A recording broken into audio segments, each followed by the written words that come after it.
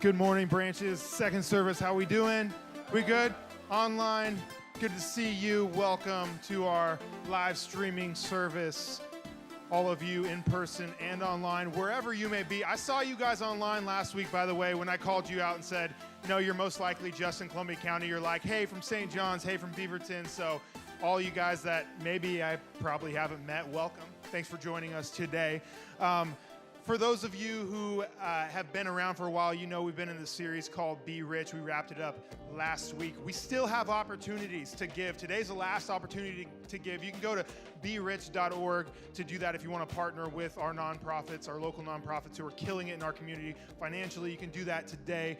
You can still do the serve component if you want to sign up to give some volunteer hours to those organizations that are much needed. You can still sign up to serve. Again, that's at berich.org. And you definitely do not want to miss next week, where we get to celebrate all the progress we made towards helping those nonprofits and just the people in our community that are most at need. And there's a fly buzzing around me. It's driving me crazy. So flies, by the way, has anybody noticed like a huge uptick in the spider department this year? Is that just me at my house? There are so many spiders on my house, it's unreal. Now I'm getting those stink bugs. They're disgusting. My garage smells like stink bugs. It's gross. So maybe it's just me. But yeah, I was hoping the spiders would do a better job killing them, but apparently they're not pulling their weight. So I don't know. I guess I got to kill the spiders now. But yeah, so I'm dealing with that. I'm going to get through it, though. Don't worry. So if you guys remember a couple weeks ago, it was really smoky. Remember that? It's not anymore, which is great, and that means we can resume the worship night, the community worship night that we had planned in McCormick Park. That is going on tonight at 5 p.m. at McCormick Park in St. Helens. Local churches from the community are getting together to come together as a community for Christ to worship in the park. That's tonight, 5 p.m. at McCormick Park, so you don't want to miss that. Make your way out. It is no longer smoky, and they can't smoke us out. And I kind of hope that we can say, never have to say again that we've been smoked out of an event. That seems kind of weird. I never thought that something would get canceled due to smoke, but we had sports events, which I thought sports events were canceled anyway because of smoke or because of COVID, that were canceled because of smoke. We have a girl in our youth group who was doing some competitive softball league, and they were down in Salem, and they missed 2 weeks because of the smoke. And so, I mean, we might not ever have a chance again to cancel something due to smoke. So I don't know where I'm going with that, but I thought that was kind of interesting. So that's where I'm at. You're welcome. Thanks, Eric. Eric, I have something to say about you right now. It's the fall. It's officially fall, even though it's been officially fall, I think, since September 21st. But it's fall now. It's October. You know that's happening. And you know how I know it's happening is the mushrooms, right? There's mushrooms coming out all over, and I'm a huge mushroom nerd. And I'm not talking, everybody asks me, is it psychedelics? I'm a youth pastor. No, I'm not, picking psychedelic mushrooms, all right? I pick edible mushrooms, and I make delicious food with them. Test me sometime. Raise your hand if you have my mushrooms, all right, that I've cooked for you. Don't be afraid to raise your hand. Okay, Luke's looking at his phone, and I know he's picked mushrooms with me last year. Anyway, so last night we had this small group event, and I come in, and I had boxes of mushrooms because I picked a lot this week, all right? I had a great week. It was exciting. And so I had more than I can eat because if I eat too many, they make my belly hurt. So I gave some to my friends, and I'll try to give some to Eric Frymuth. He's a chaplain for the police. His son-in-law is a police officer and all this stuff. It's great. But he's like, are these psychedelic mushrooms? I'm like, no. Well, I said yes, but no, they're not psychedelic mushrooms. These are just edible mushrooms, weirdo.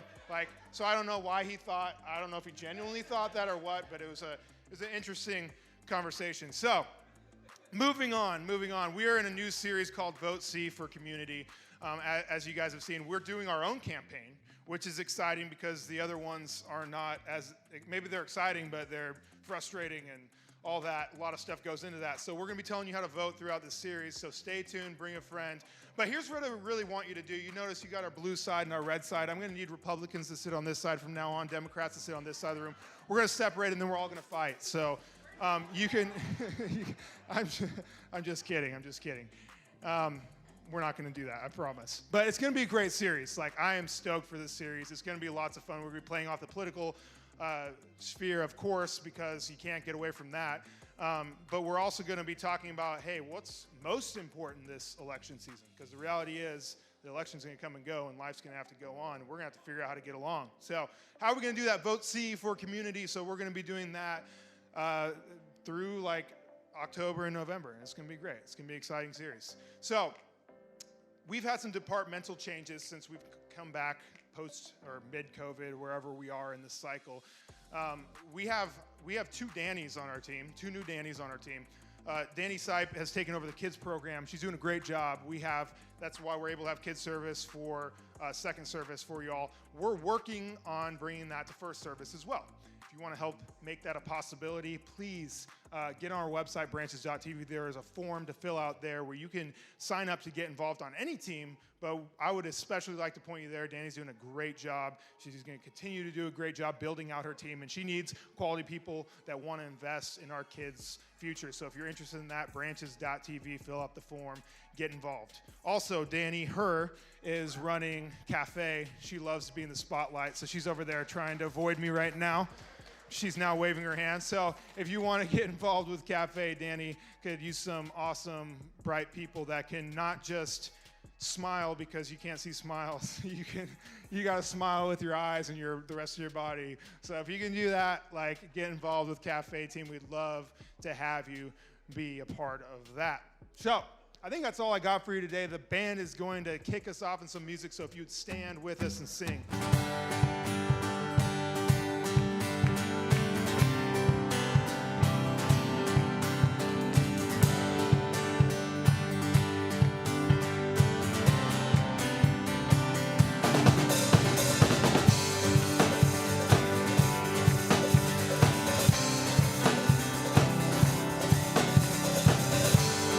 Come on, we're going to worship the Lord our God this morning.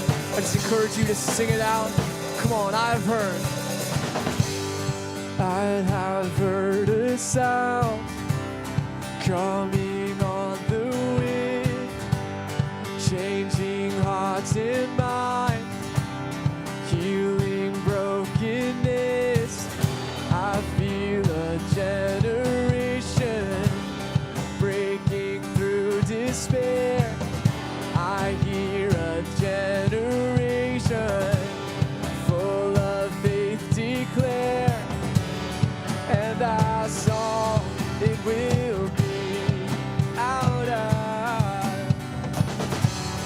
of the darkness, we will rise and sing. Come on! He is faithful, He is glorious, and He is Jesus, and all of my hope is in Him. He is freedom, He is healing right now. He is hope and joy and love and peace and life. Oh, yes you are.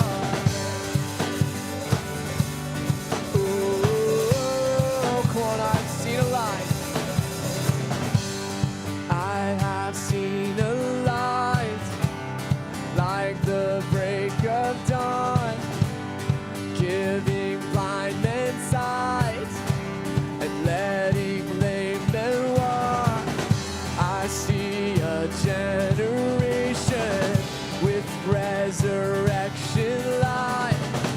We are a generation filled with the power of Christ, and our song, it will be, yes it will, God. Out of the darkness, we will rise and sing. Hey!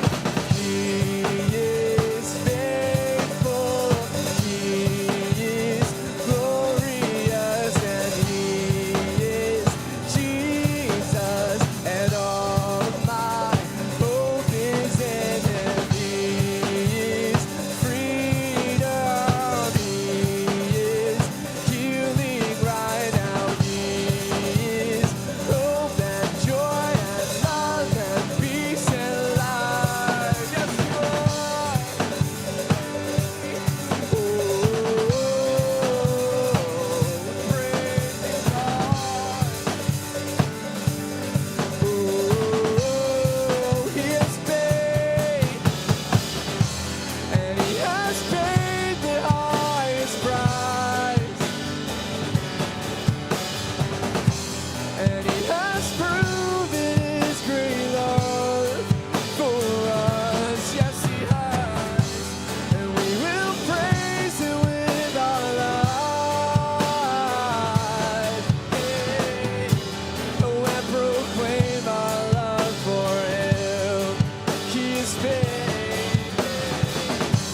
Oh, he has paid the highest price,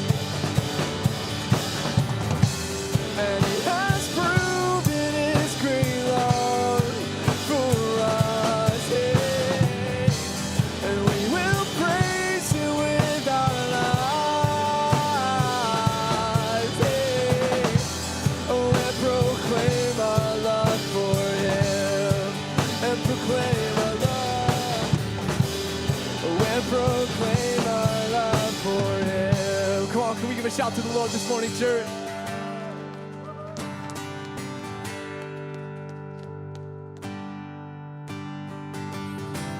We got a relatively new song for you this morning.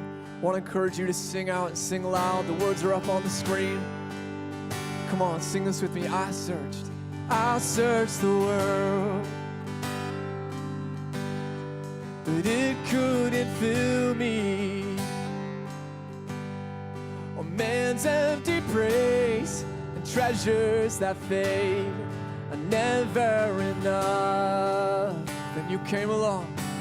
Then you came along, and you put me back together.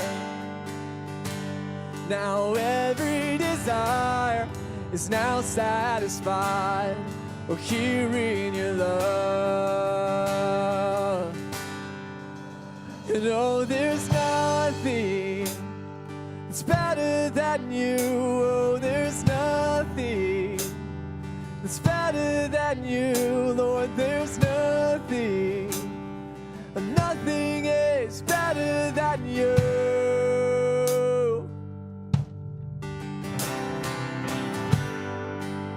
Come on, sing it out. I'm not, and I'm not afraid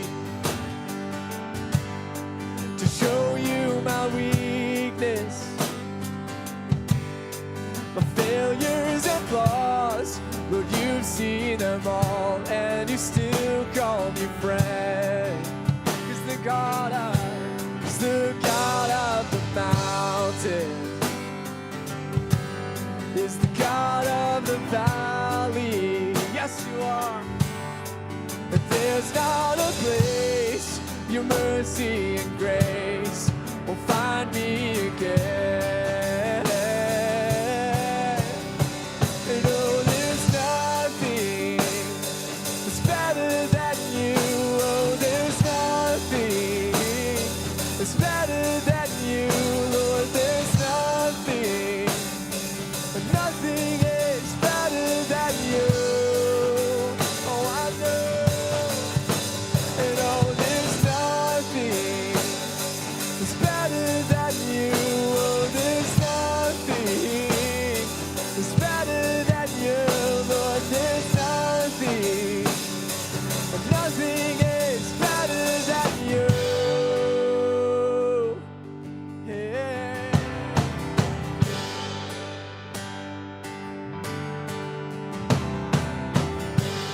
Turn mourning to dancing.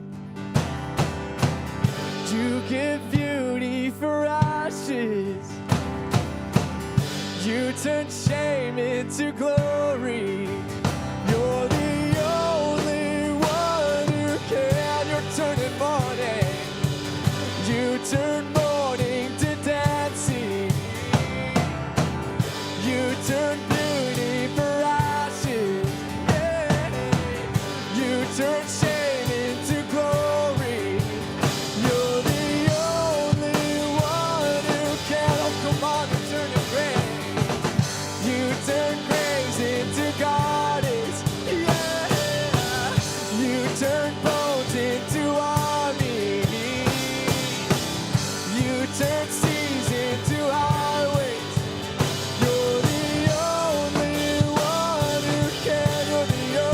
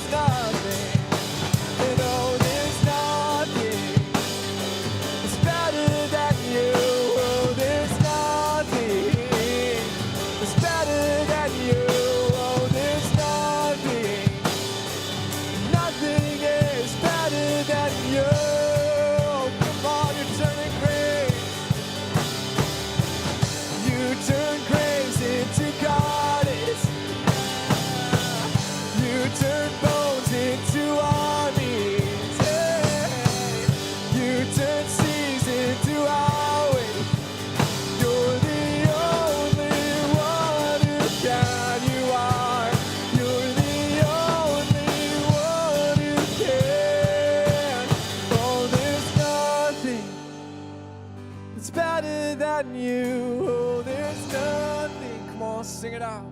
It's better than you, Lord. There's nothing, nothing is better than you. One last time, there is nothing, yeah.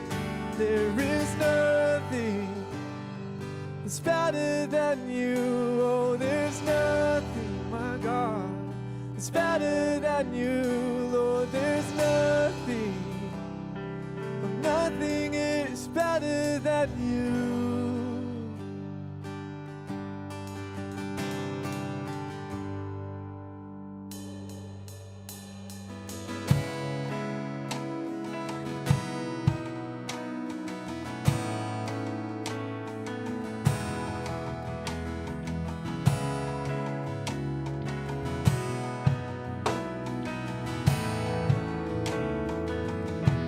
Out with me. Before I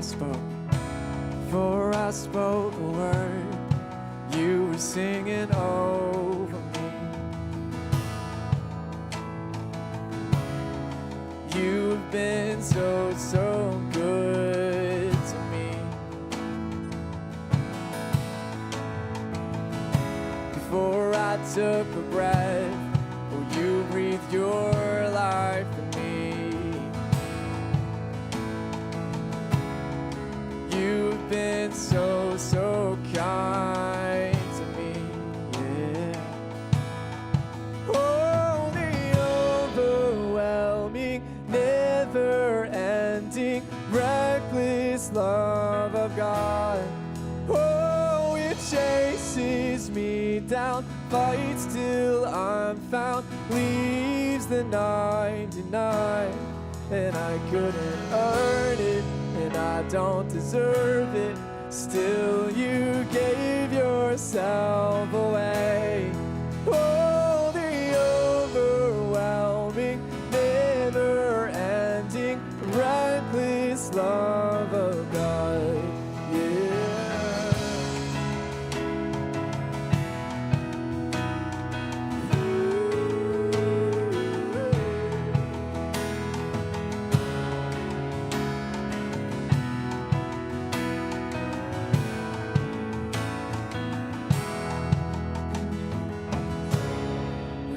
Was your foe, still your love fought for me. Yes,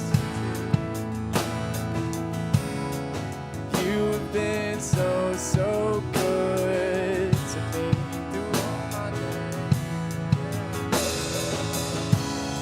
When I felt no worth, you paid it all for me. You've been so, so kind to me.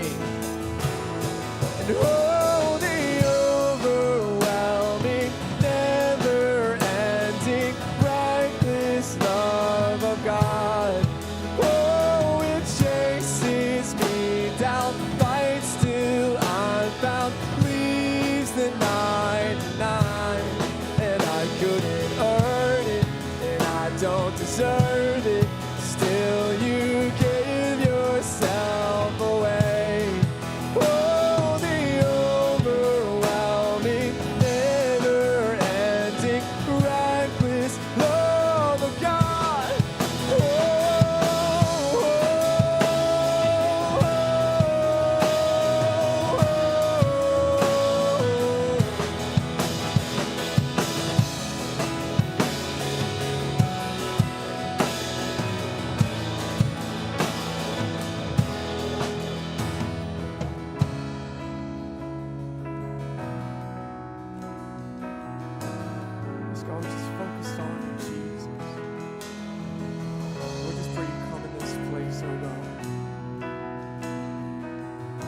church, let's just lift this up. There's no shadow you won't light.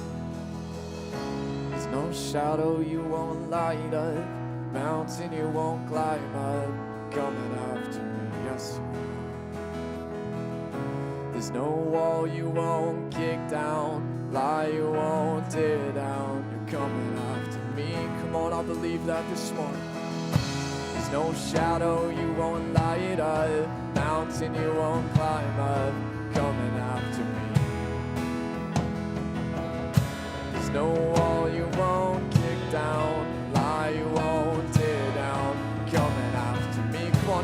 this morning, church. There's no shadow you won't light up, mountain you won't climb up. You're coming after me, yes you are.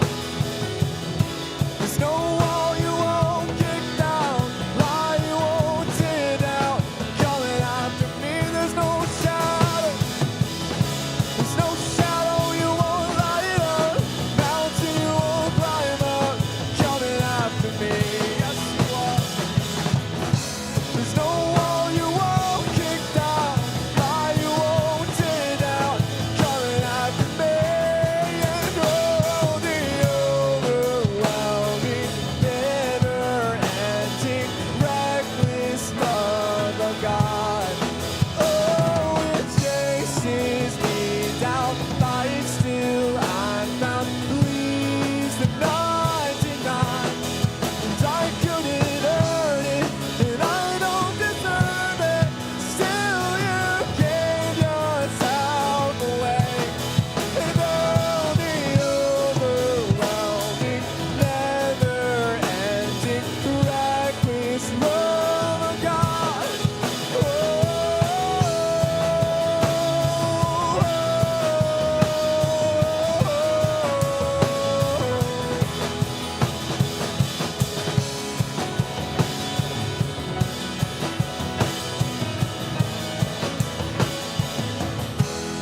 Yes, Lord Jesus, we just glorify you in this place. God, we look to you. God, you are the source of our hope. God, the source of our strength, our joy. And God, and through these uncertain times, God, we just yield to you. We look to you, Jesus. God, and we say to guide us, Lord, transform us to be more like you. God, fill us with that reckless love, that overwhelming love. God, as we go out into the world, Lord, I just pray that we would glorify you and we would praise your name. In Jesus' mighty name. Come on, everybody said, amen.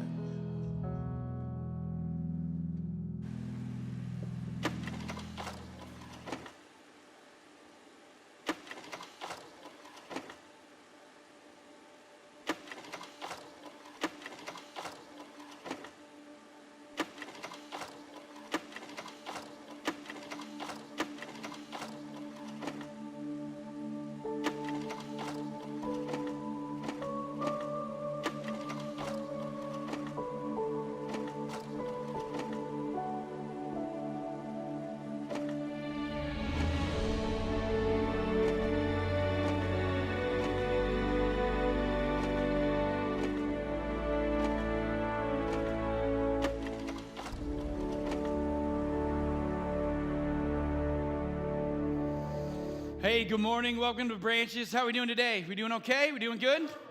Hey, welcome. Thanks for being here. Thanks for watching online and joining us today. We are starting a brand new series. Welcome to election season here at Branches. Everyone excited about the election? Yeah. Me too. That awkward laughter we're sharing in the tense, just the tension that we're living in this election. So we thought, you know what, we're gonna do our own campaign. So this series for the next few weeks, we're just gonna tell you how to vote, and if you vote wrong, then you're out. So that's just how it goes. That one was way funnier first service. No one's laughing. We're not actually going to do that. Well, not quite. But you know, in this tense season, we have a couple of choices as a church. We can either just kind of dance around it and avoid it, or we can wade into the mess. And I think we've chosen to wade into the mess, obviously. And I'm going to try and be really careful what I say.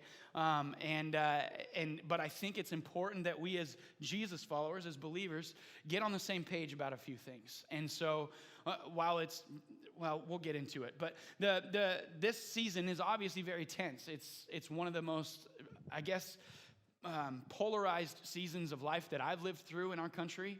It's one of the most divided things that I can remember being in the midst of. Just everything going on. I mean, we could go through. It's just things stacking on top of each other, right? Just so much polarization, so much tension, so much disagreement.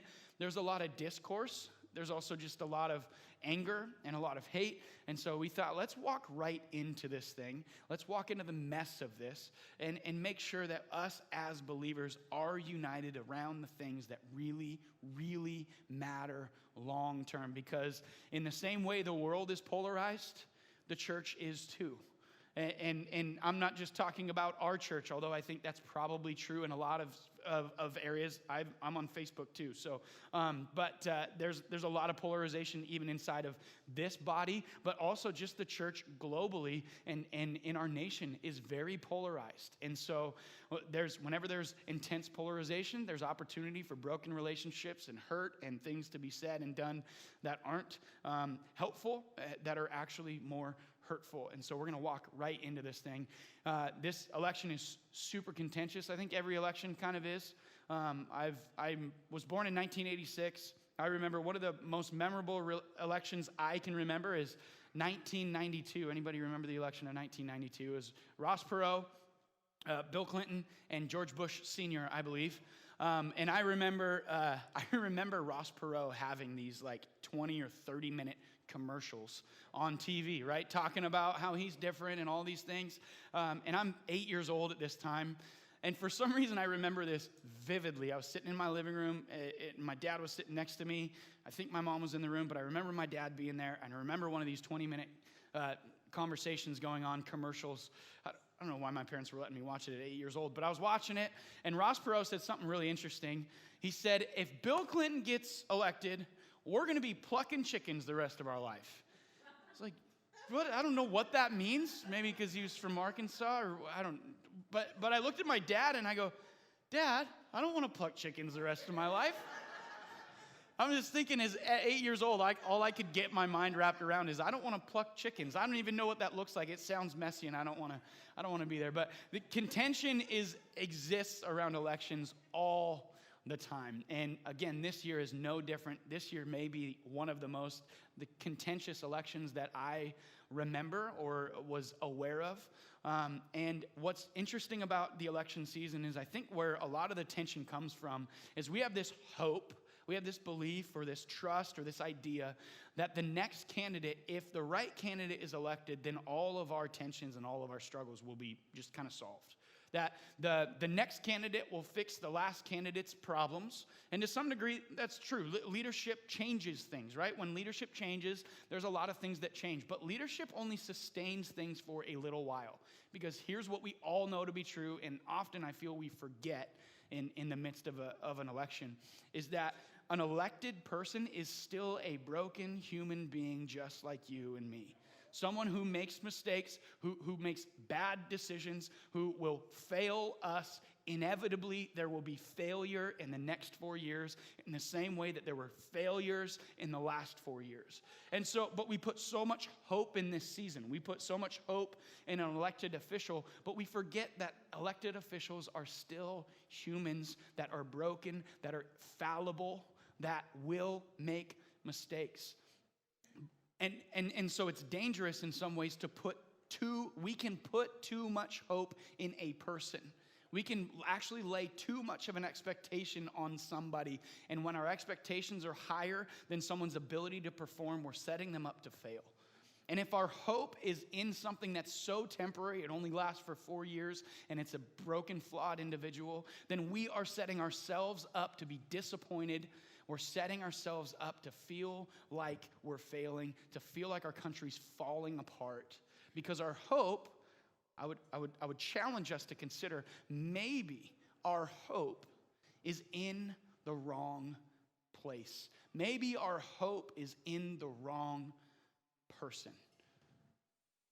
Because just like anything else, a new president, a new candidate, a new elected official simply comes with a new set of issues.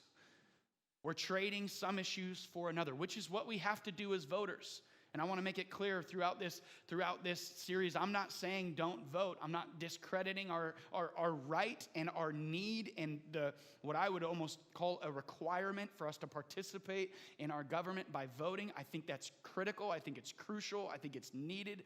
But I do believe that in some areas we have placed too much hope in the wrong thing. Now, so here's what we've decided to do in light of all of that. We at Branches, for the next 9 weeks, we are running our own campaign. Because the other campaigns out there will leave us wanting more. No matter which one wins, there will be gaps, there will be holes. So we're gonna run our own campaign, okay? We're gonna run our own campaign based on our position that we've held since 2006. When we started. We're going to run our own campaign based on the platform that we've talked about for years, based on the same principles that we've taught. This is good news. We haven't flipped sides to gain votes, okay? We're staying consistent. We're not flipping sides just to gain a new voter base, okay? It's nonpartisan. You can actually participate whether you're Democrat or Republican. That's pretty cool. It's not specific to ethnicity or social class or income or anything like that. In fact, all are invited to be a part of this campaign that we're running. And it's founded on something, again, a principle that we have held since the very beginning of our church 14 years ago in 2006. And the foundation of our platform, the foundation of our campaign comes from our mission as a church, which is this. Our mission is to be an authentic community following Jesus. This is our mission at Branches. This is the core of our platform. This is the core of our campaign for this election season. And I want to actually take a look at this for a second, and I want to talk through a couple of these words. So our mission is to be an authentic community. Authenticity is something that our culture values so much right now. And I'll tell you, my generation and the generations coming up value this tremendously. I think everyone values it. But those millennials that bother us, they value authenticity. They want to be authentic. They want to meet people who are authentic, who aren't pretending to be someone they're not. What's great about authenticity is it's one of the most attractive things in the world right now. When you meet, and you know this, when you meet someone who's just, it's exactly what you get, who they are is what you get. You love those people. You want to be around them. Even though you maybe don't disagree with them, at least or maybe you disagree with them. You're still like, man, I want to be around that person. They're real. They're honest. They're not mean. They're not hiding anything. They're authentic.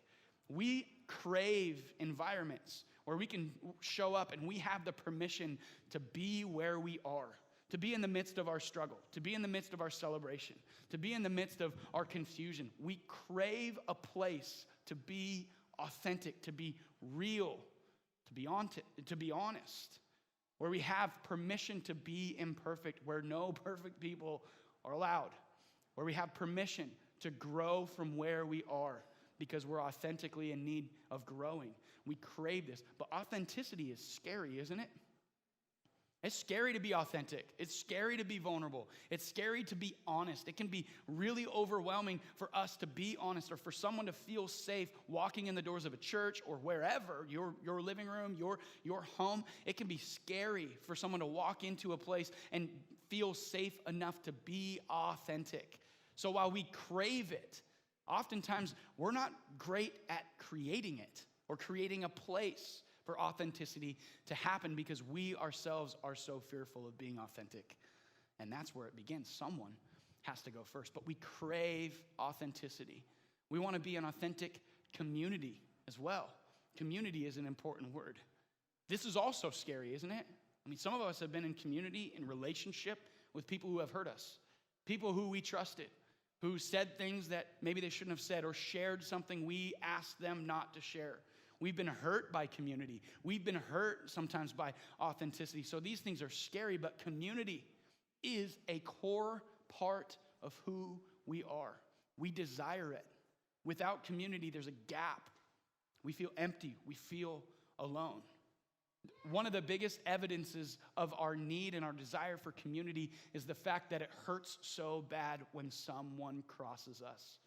That it hurts so bad when somebody says something they shouldn't say, shares something that we shared in confidence. It's obvious that our being, that our existence craves to be in authentic relationship, authentic community with other people. The evidence is all around us.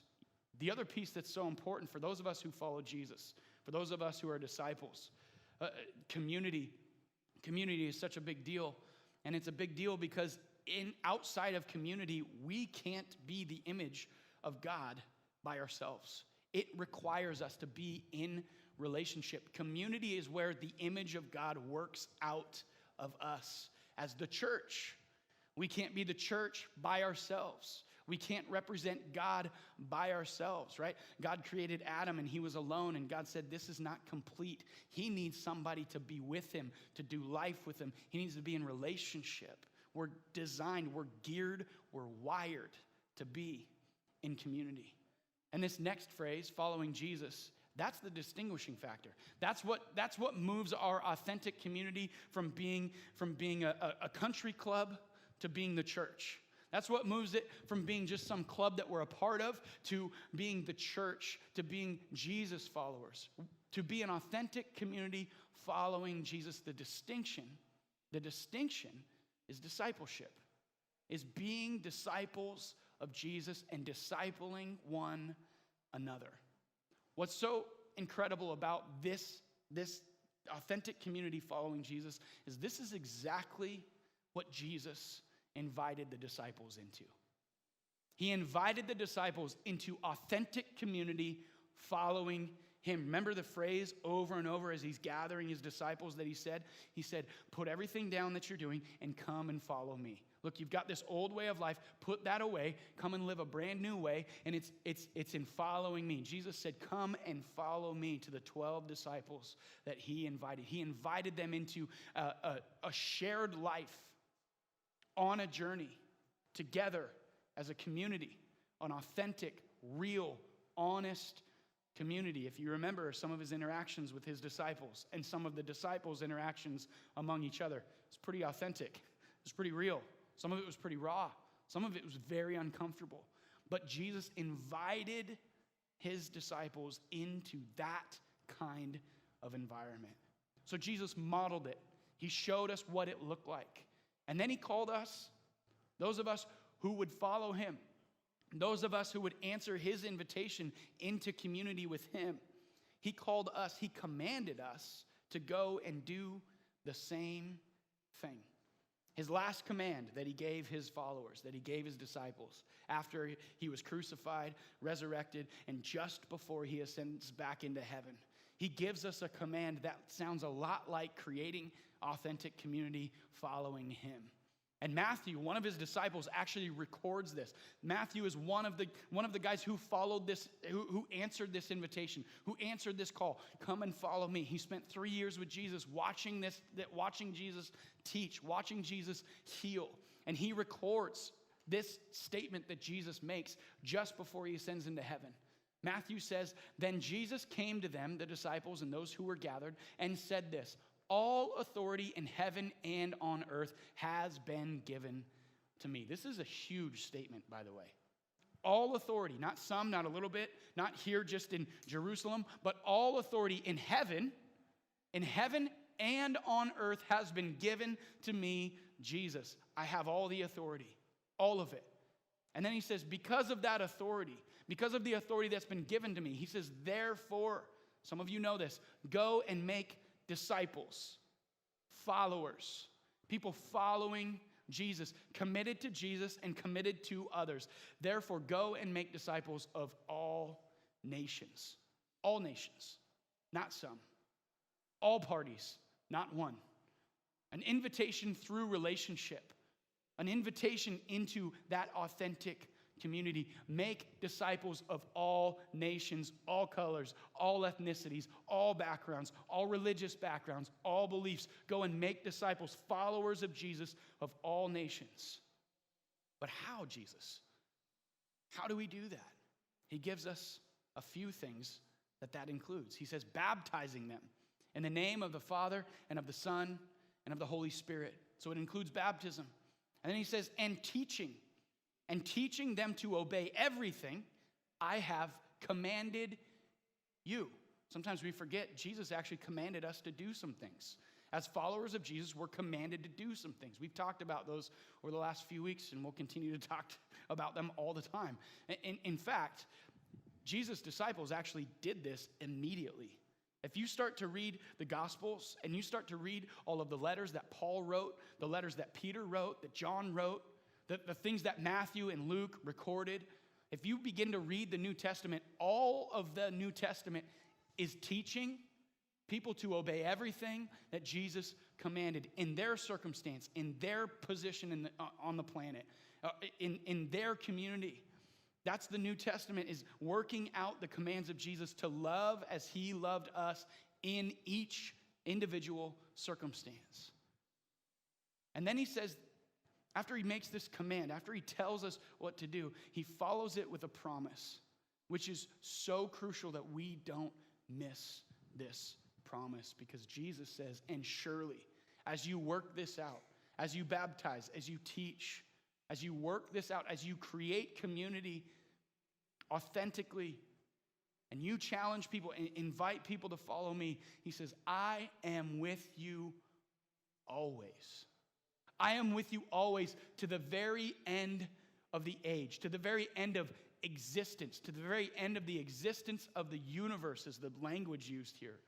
It says, and surely I am with you. Why did Jesus think it's important to make a command and then follow it with a promise that he will be with us?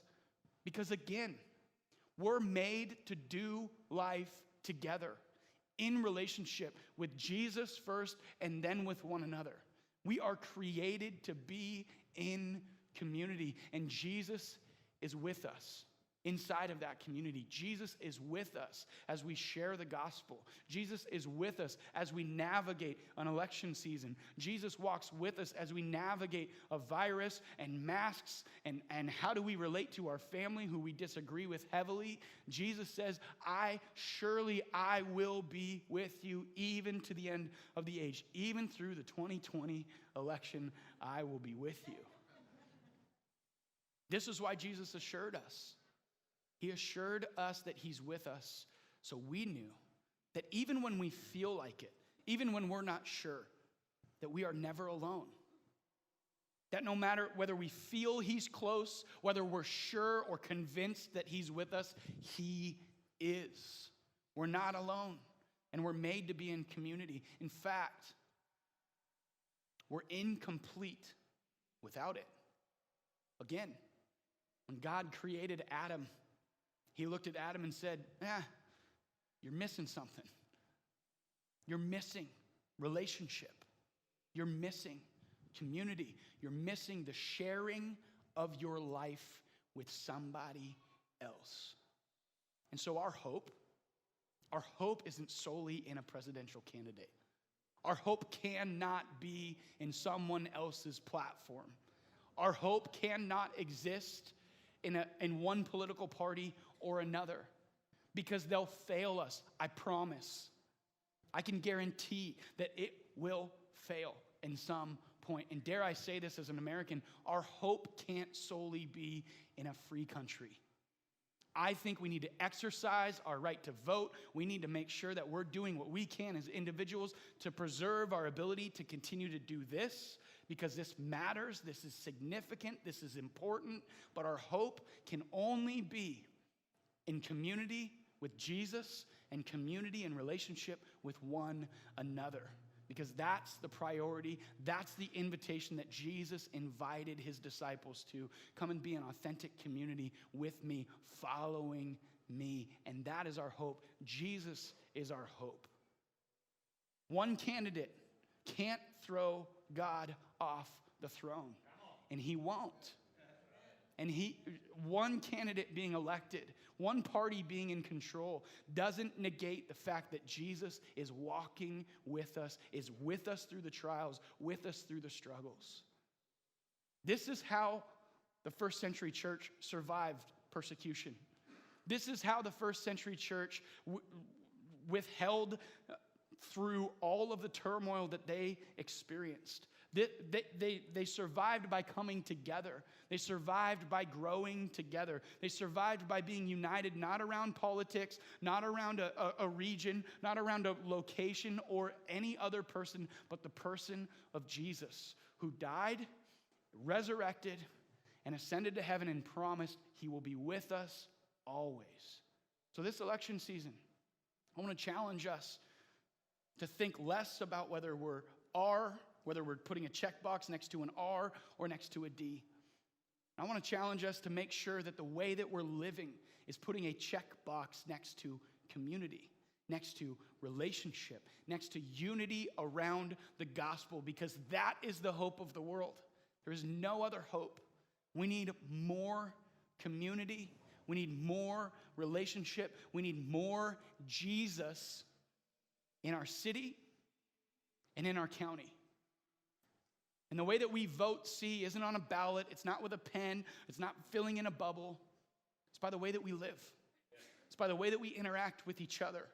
It's by the way that we communicate and converse with those on the other side. It's how we love one another regardless of what we agree or disagree on. There's plenty to disagree on. There's plenty of peripheral stuff that has little to nothing to do with the gospel that we can totally disagree on. But we must come together and be united around the gospel and the power of the gospel working through us, being in relationship and impacting the world that we live in, because that's what happened 2,000 years ago with 12 guys who said, I'll follow Jesus. And the makeup of those 12 guys was insane. I'll give you just two examples. There's a man named Matthew. There's a man named Peter. Matthew was a tax collector. He was hired by the Roman government to collect taxes from the Jewish people. He was a Jew himself. And the rules were collect the taxes required by Rome, and the way that you're going to get paid is by collecting taxes above and beyond Rome's requirements. And you get to set that above and beyond requirement, and you get to keep it all. Tax collectors were seen as the lowest of the low, as thieves stealing from God's people, the Jews. And Jesus looked at Matthew and said, come and follow me. And he did. Jesus also looked at a man named Peter, who was a fisherman, a Jewish fisherman, in the same town that Matthew was a tax collector in. Peter had to pay taxes to the Jews. There's a good chance that Peter actually had to pay taxes to Matthew, the guy who was stealing from Peter's people. And Jesus looked them both in the eyes. He said, leave your old life behind. We're going to start a new life. And it's going to be authentic community following me. What will unite you? Not taxes, not politics. What's going to be the thing that you're both about? It's not anything other than following Jesus and being in relationship with him. It's in community where repentance and forgiveness happens often. It's in that kind of community, those kinds of relationships, where the gospel becomes alive. That's where the gospel moves from an idea or a theory that we believe could be true, and it becomes practice. The gospel gets flesh and bone again, and our world sees it. And it's thirsty for it. It's hungry for hope. People don't see it when a guy gets up and talks. They see the gospel when we do life like the gospel calls us to do life. In the city we've been planted, in the neighborhoods where we live. That's the hope, that's the light, that's the life, that's the love. That's what the world is desiring, is that. And when we live it, when we vote for community over everything else, the gospel comes alive and our city will be transformed. It's in community where marriages are salvaged, are grown, are challenged. It's in community where parents get the courage to stand up and lead their kids in such a way that points them to Jesus. It's in community where healing is experienced, where prayer becomes powerful. It's in community where the gospel, again, it comes alive. And so we're going to spend the next several weeks talking about what it looks like to be in community, to be in relationship, yes, with those who see differently than us, because the gospel is paramount. The gospel is the hope of our city, the hope of our nation, And it's the thing that will fill the gap that's been in your heart maybe all your life. Nothing else fits in that space but the love of Jesus, his compassion, his truth, his conviction. And he's called us for some reason, imperfect, unworthy people, to participate in his mission to invite people into authentic community following Jesus. Let's be that church. Let's be those people, providing the hope, sharing the hope of the world with the place and the people that we live among and around. Let me pray. God, thank you for your love. Thank you for your redemption. God, thank you for your patience with me, with us. Thank you for your patience. Thank you for the joy that you bring into unfathomable circumstances, God. Give us courage, Jesus. Give us boldness, God, to live a life like this, to live a life in authentic, genuine, real community with other people following you. God, I pray that as we go through this series, and God, that you would stir our hearts to really live like your people in this city. And God, that as we do, as we get in community, as we prioritize the gospel over everything else, God, that this church would leave a mark in our community that would be recognizable. It would be unable to ignore because of your work in us and through us as we focus on you and we make the gospel the focus, that we become united around your hope, your love, and your truth. I pray these things in Jesus' name. Amen. Thanks for being here this morning. We're going to take just a few more minutes to worship. So I want to invite you to stand up, and we're going to glorify God together.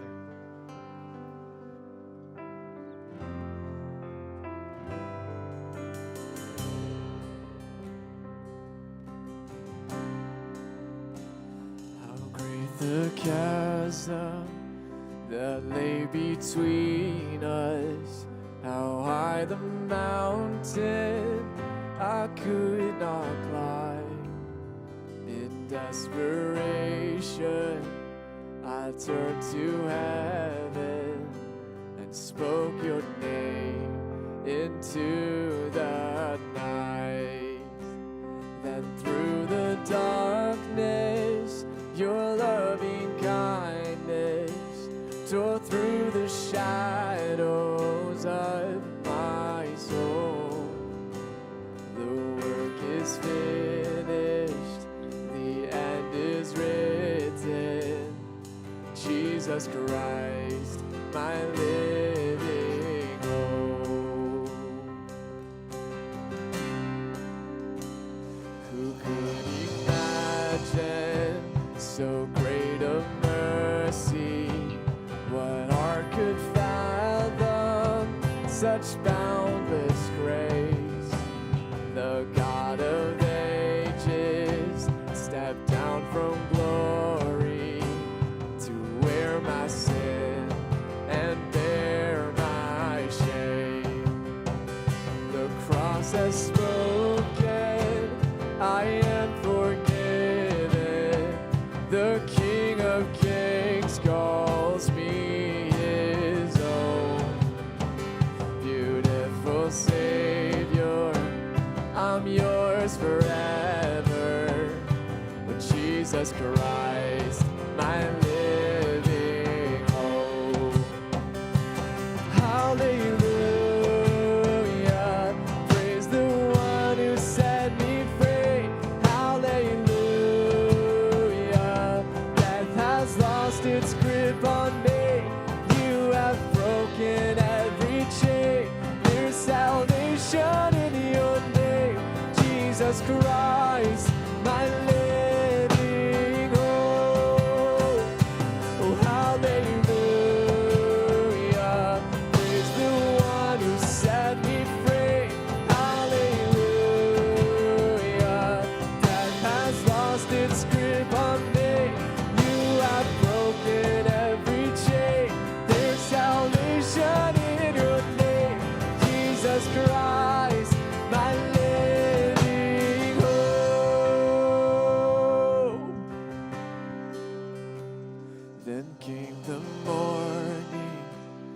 that sealed the promise. Your buried body began to breathe, and out of the silence, the roaring lion declared the grave has no claim on me. Then came the morning that sealed the promise. Your buried body began to breathe, and out of the silence, the roaring lion declared the grave has no claim on me. Jesus, yours is the victory.